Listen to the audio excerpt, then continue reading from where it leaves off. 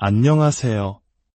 역사의 깊은 울림과 신앙의 신비를 탐구하는 시간입니다. 오늘 우리는 인류 역사상 가장 어둡고도 가장 찬란했던 한낮의 어둠 속으로 들어가 그곳에서 울려 퍼진 한 외침의 의미를 되새겨보고자 합니다. 본격적인 이야기에 앞서 잠시 주님의 은혜를 구하는 시간을 갖겠습니다. 이 메시지가 여러분의 마음에 깊은 울림을 준다면 구독과 좋아요를 통해 이 은혜의 나눔에 동참해 주십시오. 여러분의 작은 손길이 이 귀한 말씀을 더 많은 이웃에게 전하는 통로가 될 것입니다.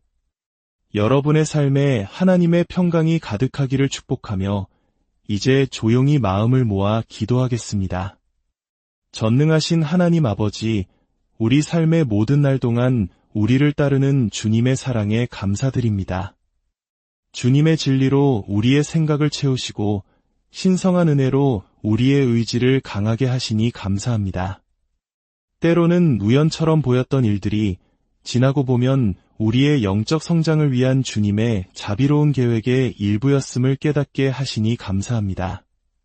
주님께서 이끄시는 곳을 따르게 하시고 우리 안에 밝히신 빛을 결코 끄지 않도록 도와주소서.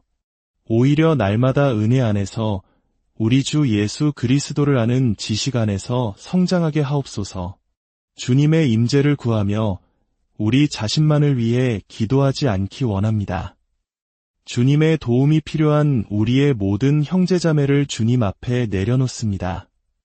오늘 밤 특별히 거대한 유혹에 직면한 이들을 위해 기도합니다. 감당하기 어려운 과업 앞에 선 이들, 결정의 골짜기에서 방황하는 이들을 기억하여 주옵소서. 빚과 가난으로 고통받는 이들, 오래전에 회개한 행동의 결과로 여전히 아파하는 이들, 그리고 자신의 잘못 없이 인생에서 기회를 거의 얻지 못한 이들을 불쌍히 여겨 주옵소서. 죽음으로 깨어진 모든 가정과 하늘나라의 기쁜 소식을 전하기 위해 세상으로 나아간 모든 이들을 위해 기도합니다. 땅의 모든 구석, 외로운 곳에서 진리의 등불을 들어 올리는 이들을 기억하여 주옵소서. 사랑하는 하늘 아버지, 우리가 비록 연약하지만 우리를 통해 주님의 신성한 사랑과 긍휼이 우리와 가장 가까운 이들의 마음과 삶에 닿을 수 있는 통로가 되게 하여 주옵소서. 이 모든 말씀, 우리 주 예수 그리스도의 이름으로 기도합니다. 아멘. 이제 마가복음 15장 33절부터 39절까지의 말씀을 봉독하겠습니다. 제6시가 되매 온 땅에 어둠이 임하여 제9시까지 계속하더니 제9시에 예수께서 크게 소리 지르시되 엘리 엘리 라마 사박다니 하시니 이를 번역하면 나의 하나님, 나의 하나님, 어찌하여 나를 버리셨나이까 하는 뜻이라. 곁에 섰던 자 중 어떤 이들이 듣고 이르되 보라, 엘리야를 부른다 하고 한 사람이 달려가서 해면에 신 포도주를 적시어 갈대에 꿰어 마시게 하고 이르되 가만두라, 엘리야가 와서 그를 내려주나 보라 하더라. 예수께서 큰 소리를 지르시고 숨지시니라. 이에 성소 휘장이 위로부터 아래까지 찢어져 둘이 되니라. 예수를 향하여 섰던 백부장이 그렇게 숨지심을 보고 이르되 이 사람은 진실로 하나님의 아들이었도다 하더라. 여러분, 우리는 성찬을 준비하며 부활절의 가장 중요한 질문 중 하나를 마주합니다. 방금 우리가 읽은 말씀 속 예수님의 입술에서 터져나온 이 절규는 어쩌면 모든 질문 중 가장 핵심적인 질문일 것입니다. 나의 하나님, 나의 하나님, 어찌하여 나를 버리셨나이까? 역사가들은 십자가 처형이 언제나 온갖 종류의 외침으로 가득했다고 기록합니다.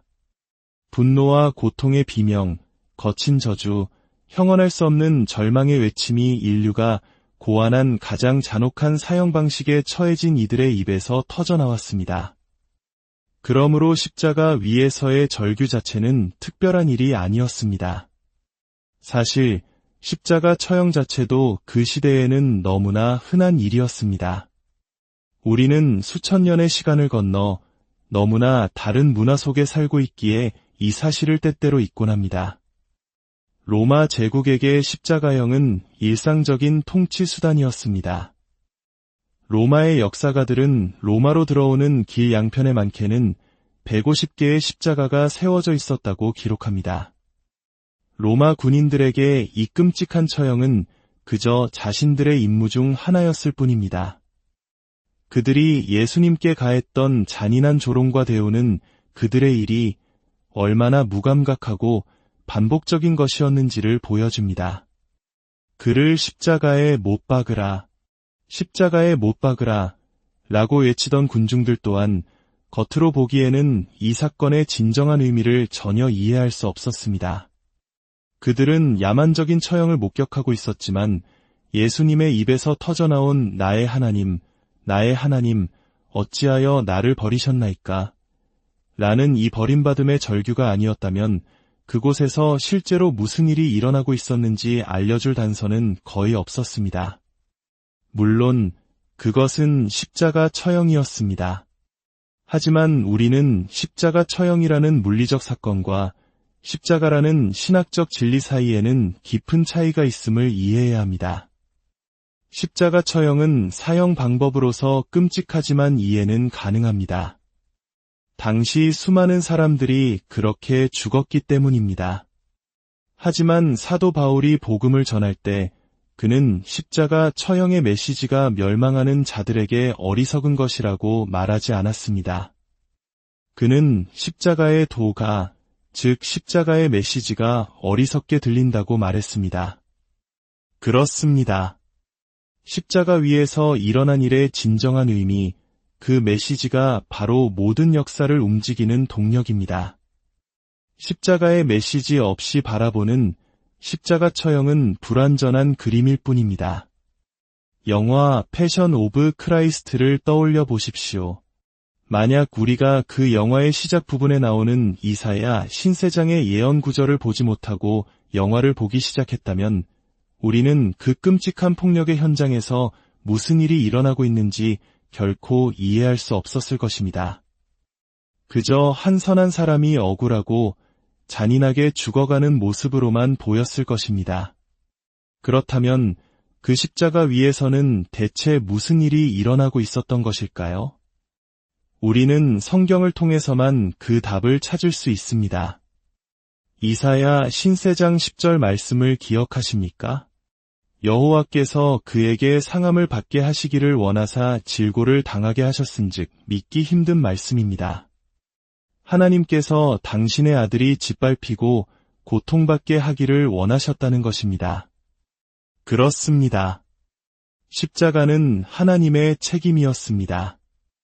예수님께서는 제자들에게 이것을 계속 설명하셨지만 그들은 이해하지 못했습니다. 훗날 사도들이 성령의 조명 아래 이 사건을 돌이켜보았을 때 비로소 그들은 명확하게 기록할 수 있었습니다. 사도 바울은 이렇게 썼습니다. 자기 아들을 아끼지 아니하시고 우리 모든 사람을 위하여 내주시니가. 또한 고린도 교회에 보낸 편지에서는 이렇게 말합니다. 하나님이 죄를 알지도 못하신 이를 우리를 대신하여 죄로 삼으신 것은 우리로 하여금 그 안에서 하나님의 의가 되게 하려 하심이라. 스코틀랜드의 신학자 도널드 맥클라우드는 이 장면을 감상적으로 만들지 말라고 경고했습니다. 이것은 멀리 떨어진 푸른 언덕 위에서 벌어진 아름다운 희생이 아닙니다. 이것은 역사상 가장 끔찍한 참사가 벌어진 현장입니다. 갈보리는 말 그대로 아수라장이었습니다. 하나님의 어린 양이 성문 박스레기 더미 위에서 어둠 속에서 잔인한 군인들에 의해 도살당하고 있었습니다. 그리고 하나님께서 그 일을 책임지고 계셨습니다. 이것은 우리의 이성을 초월하는 일입니다. 많은 사람들은 예수님께 일어난 일이 끔찍한 비극이었다고 말합니다. 그가 좋은 사람이었기에 사람들이 그에게 친절하지 않을 때 어떻게 반응해야 하는지에 대한 훌륭한 본보기를 보여주었다고 생각할지도 모릅니다. 그러나 그것은 십자가의 핵심이 아닙니다. 종교개혁가 마르틴 루터는 이 진리를 정확히 꿰뚫어 보았습니다. 그리스도는 그 자신으로서는 무죄하시다. 그러므로 그는 십자가에 못 박히실 필요가 없었다. 그러나 그는 죄인의 역할을 감당하셨다. 한 사람의 죄인이 아니라 모든 죄인과 도둑들의 대표가 되셨다.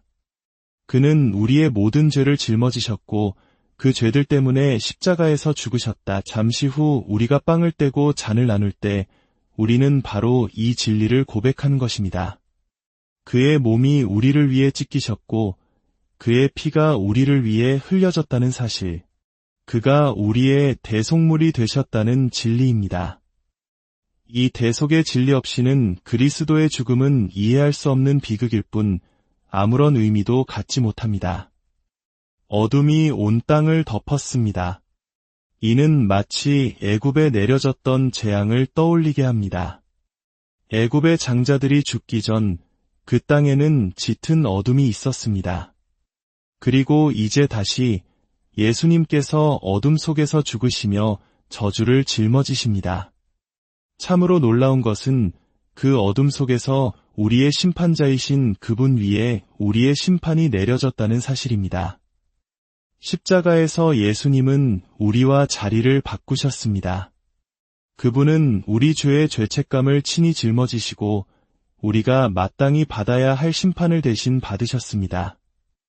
우리 유한한 인간의 머리로는 이 신비를 온전히 이해할 수 없습니다.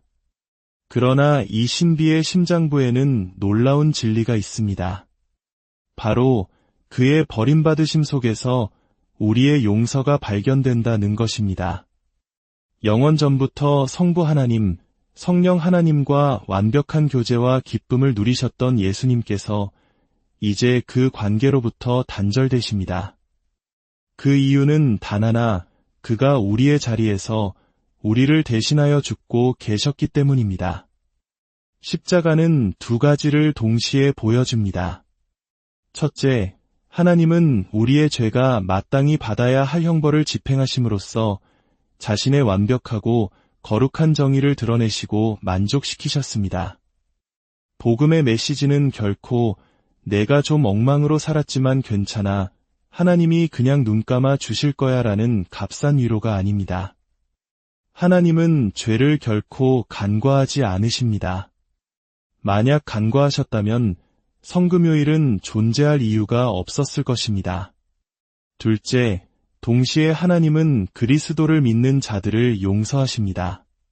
비록 우리가 죄를 지었고 정죄받아 마땅하지만 그리스도를 믿는 믿음 안에서 우리를 용서하십니다. 그리고 하나님은 놀라운 일을 행하셨습니다. 어둠을 보내셨을 뿐만 아니라 마치 신적인 파괴 행위처럼 성전의 손을 뻗어 휘장을 위에서 아래로 찢으셨습니다. 그 휘장은 무엇이었습니까? 그것은 거룩하신 하나님과 죄 많은 인간 사이를 가로막는 거대한 장벽이었습니다. 너희는 결코 이 안으로 들어올 수 없다고 말하는 상징이었습니다. 그러나 예수님의 죽음은 그 휘장을 찢어 길을 만드셨습니다. 이제 누구든지 자신의 행위나 노력이 아닌 오직 예수 그리스도의 공로를 힘입어 담대히 하나님께 나아갈 수 있는 길이 열렸다는 선포였습니다. 그렇기 때문에 사도 바울은 이 진리가 마침내 그에게 깨달아졌을 때 매우 개인적인 용어로 말했습니다. 하나님의 아들이 나를 사랑하사 나를 위하여 자기 자신을 버리셨다. 하나님 아버지는 그 아들을 우리 모두를 위해 내어주셨지만 그 사랑은 우리 각자 개인에게 찾아옵니다. 하나님께서 우주의 광대함을 아실 뿐만 아니라 참새 한 마리가 땅에 떨어지는 것을 아시고 우리가 아파할 때를 아시고 우리가 모든 것을 망쳐버렸을 때를 아신다는 것은 얼마나 놀라운 일입니까? 그리고 그분은 단순히 아시는 것을 넘어 진정으로 우리를 아끼고 돌보십니다. 그래서 우리는 복음서에서 예수님을 만난 사람들이 결코 이전과 같을 수 없었음을 발견합니다. 삭개오이든 우물가의 여인이든 혹은 그의 삶의 마지막 불꽃 속에서 만난 십자가 위의 강도이든 말입니다. 그 강도의 이야기는 우리에게 가장 큰 울림을 줍니다.